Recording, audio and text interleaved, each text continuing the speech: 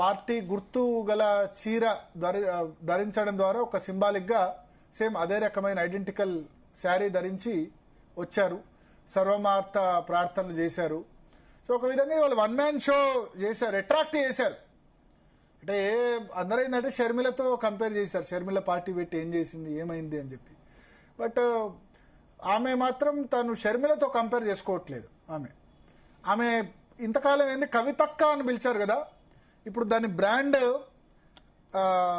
కవితక్క బై కవితమ్మగా ఆమె రీబ్రాండ్ చేసుకునే ప్రయత్నంలో ఉన్నారు. ఎందుకంటే కవితక్క అని పిలిపించుకున్నప్పుడు 18-19 సంవత్సరాల క్రితం అప్పుడు ఏజ్ వేరు, ఇప్పుడు ఏజ్ వేరు. చెప్తూ కవితమ్మ అని చెప్పుకునే ప్రయత్నంలో భాగంగా ఆమె స్పీచ్లో 2 విషయాలు చెప్పారు. ఏంటంటే అమ్మ ఎప్పుడు కూడా కడుపు చూస్తుంది, జేబు చూడదు. అంటే బిడ్డల కడుపు చూస్తుంది అంటే తెలంగాణ ప్రజలకు సంబంధించిన కడుపు చూస్తుంది, ఎంత ఖర్చు అవుతుంది అన్నది కాదు. జేబు చూడడం అంటే డబ్బులు ఎంత ఖర్చు అవుతాయి అన్నది కాదు. అమ్మ ఎప్పుడు కూడా కడుపు చూస్తుందని చెప్పి, నాకు అమ్మ అంటే ఇప్పుడు ఇద్దరు భారత రాజకీయాల్లో, ఇందిరమ్మ తమిళనాడులో, అమ్మ జయలలిత. సో ఇప్పటికీ ఇందిరమ్మ పేరు మీకు ఏ తండాలో పోయినా, ఏ గుడిసెలో పోయినా, ఏ దళిత గిరిజనులు వాళ్ళ దగ్గరికి వెళ్ళినా ఇందిరమ్మ పేరు ఇప్పటికీ ప్రతిధ్వనిస్తుంది. కాంగ్రెస్ పార్టీకి ఇవాళ ఆ ఓటు బ్యాంక్ ఉందంటే ఇందిరమ్మనే. ఇందిరమ్మ వచ్చిన ఓటు బ్యాంక్, ఇప్పుడు కొత్తగా వచ్చిన ఓటు బ్యాంక్. ఇప్పుడు వాళ్ళు చేసింది ఏం లేదు, ఇప్పుడు మిగతా వాళ్ళకి పేరు లేదు. No doubt Indiramma is undisputed tallest leader in the country ఇవాళకి కూడా. ఆమె పేరు మీద కాంగ్రెస్కు ఓటు బ్యాంకులు ఎస్సీ ఎస్టీ మైనారిటీ బీసీల్లో ఎస్పెషల్లీ బ్యాంకుల జాతీయకరణ కానీ మిగతావి చేసిన. ఇక తమిళనాడులో అమ్మ చనిపోయినా సరే అన్నాడీఎంకే ఆ పార్టీ ఏ విధంగా సస్టైన్ అయిందో మనం చూసాం. పోయినసారి కూడా ఆమె చనిపోయిన తర్వాత కూడా దాదాపు మంచి సీట్సే వచ్చాయి కేవలం అమ్మ పేరుతో. ఇంకా మమతా బెనర్జీ, అక్కడ దీది, మమతా బెనర్జీని కూడా అక్కడ అక్కానే పిలుస్తారు, దీది. ఒకసారి 2011లో అధికారంలోకి వచ్చిందంటే మమతా బెనర్జీ 15 ఏళ్ల పాటు పాలించారు. జయలలిత కూడా అన్నిసార్లు ముఖ్యమంత్రి అయ్యారు. సో తనను తాను అంటే షర్మిలతో వాళ్ళతో వీళ్ళతో కంపారిజన్ కాకుండా జయలలిత, మమతా బెనర్జీ, ఇందిరమ్మ ఇటువంటి వాళ్ళతో పోలిక తీసుకునే ప్రయత్నం కవిత మనకు ప్రసంగం ద్వారా చేసినట్టయింది. ఇక నుంచి కవితక్క బదులు కవితమ్మ, స్వయంగా వాళ్ళ సోషల్ మీడియా హ్యాండిల్స్లో కూడా కవితమ్మ అని చెప్పి ట్వీట్ చేశారు. సో దట్ ఏంటంటే అన్ని వర్గాల వాళ్ళకి మరింత రిజునేట్ చేసే ప్రయత్నం చేశారు. తెలంగాణలోని అప్పుడు అక్కగా ఉన్న 3 కోట్ల మందికి ఒక అమ్మలాగా పరిణతి చెందాలని అనుకుంటున్నా.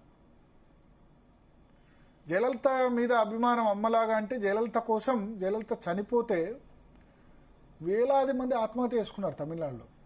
నేను జయలలిత చనిపోయే సమయంలో ఆ చివరి గడియల్లో నేను చెన్నైలో ఉన్నాను. అప్పుడు 2016లో ముఖ్యమంత్రి అయిన 4 నెలలకే ఆమె అపోలో హాస్పిటల్ అడ్మిట్ అయ్యి 2 నెలల పాటు ఉండి చివరిలో చనిపోయారు. చనిపోయినప్పుడు నేను చూశాను ఎంత చెన్నైలో అసలు ఒక ఇడ్లీ బండి కూడా తెరవలేదు. 2 రోజుల పాటు మాకు ఫుడ్ లేని పరిస్థితి, ఎందుకంటే ఏ హోటల్ లేదు, ఏది క్లోజ్ చేశారు. ఇంకా ఎట్లా అంటే అప్పుడు నేను తెలుగు ఛానల్ తరపున వెళ్ళాను, అక్కడేమో తమిళ్ లాంగ్వేజ్ మాట్లాడతారు. వాళ్ళు మాట్లాడితే కనుక ఇంకా చివరి గడియల్లో ఉన్నప్పుడు హాస్పిటల్ ముందు అయిన వాళ్ళు బయట తీసుకుంటే వాళ్ళు అమ్మ అమ్మ అమ్మ అమ్మ అని చెప్తున్నారు. తీసుకుందేమో నేను వెళ్ళిందేమో తెలుగు ఛానల్, వాళ్ళు మాట్లాడేదేమో తమిళం. కానీ వాళ్ళ అందరికీ వ్యూవర్స్కి మాత్రం అర్థమవుతుంది వాళ్ళు చెప్తుంది. అప్పుడు నేనేమన్నా అంటే వీళ్ళ భాష ఏందో తెలియదు కానీ భావం మాత్రం అర్థమవుతుంది. ఏంది భావం? అమ్మ పట్ల వాళ్ళకున్న భక్తి మాత్రం అర్థమవుతుందని నేను చెప్పాను. సో అంతగా అట్రాక్ట్, అంటే ఒక వేరే లాంగ్వేజ్ వాళ్ళకు కూడా అర్థమయ్యే విధంగా వాళ్ళ ఎక్స్ప్రెషన్స్ వాటితో భాష తెలియకుండా భావం అర్థమైపోయింది. సో అంత popular leader, tallest leader Jayalalithaa.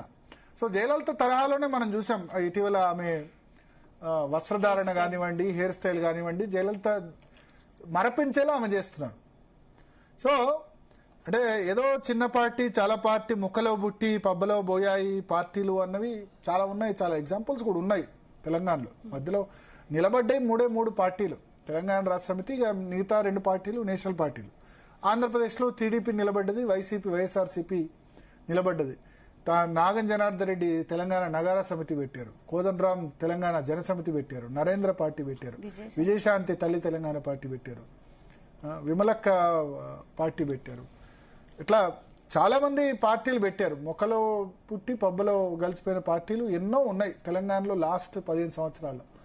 Sharmila party పెట్టారు, ఏమైంది మళ్ళీ కాంగ్రెస్లో విలీనం కావాలి. ప్రజారాజ్యం చిరంజీవి లాంటి మెగాస్టార్ పెట్టిన పార్టీ కూడా కలిసిపోయింది, కాంగ్రెస్ పార్టీలో కలిసిపోయింది. సరే జనసేన తమ్ముడు పెట్టిన పార్టీ మాత్రం నిలదొక్కుంది.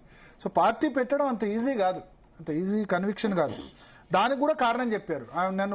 నన్ను పార్టీ నుంచి సస్పెండ్ చేసిన తర్వాత కూడా నేను వెయిట్ చేశాను 1 yearగా, మళ్ళీ ఏమైనా మారుతారేమో అని. కానీ మారలేదు, అందుకనే 1 yearగా వెయిట్ చేసి ఇప్పుడు పార్టీ పెట్టాల్సింది అని చెప్పి పార్టీ పెట్టానని ఎక్స్ప్లెనేషన్ కూడా ఇచ్చారు.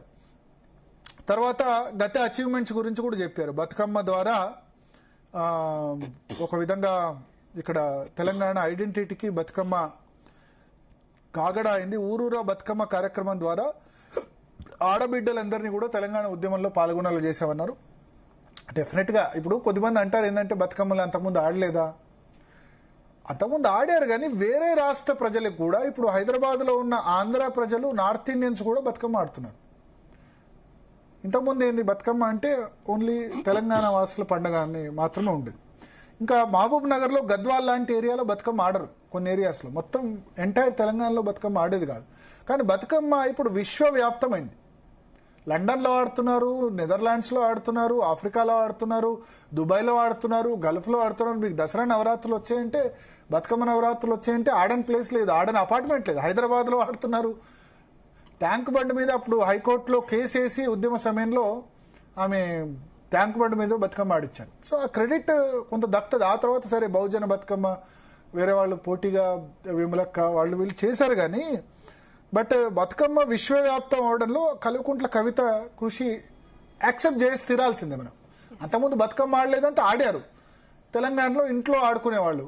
కానీ ఇప్పుడు ఇంకా ఎక్కువ ఆడుతున్నారు, ఇంకెక్కువ కూడా ఇది మన కల్చర్ అని ధైర్యంగా చాటి చెప్తున్నారు. ఈ పూల పండుగ ఇదని చెప్పి తెలంగాణలో అయితే 9 రోజులు ప్రభుత్వ ఉద్యోగుల నుంచి మొదలు పెడితే ఊర్లో కూడా విపరీతంగా అసలు చద్దల బతుకమ్మ టైంలో ఊరికి వెళ్తే ప్రతి రాత్రి 11-12 గంటల వరకు ఆడుతున్నారు. ఆడే తీరులో తేడా వచ్చింది. డీజేలు ఆ విధంగా చేస్తున్నారు, పాటలు పాడట్లేదు అని అంటున్నారు. కానీ బతుకమ్మ మీద ఎన్ని పాటలు వచ్చాయి, వందలాది పాటలు.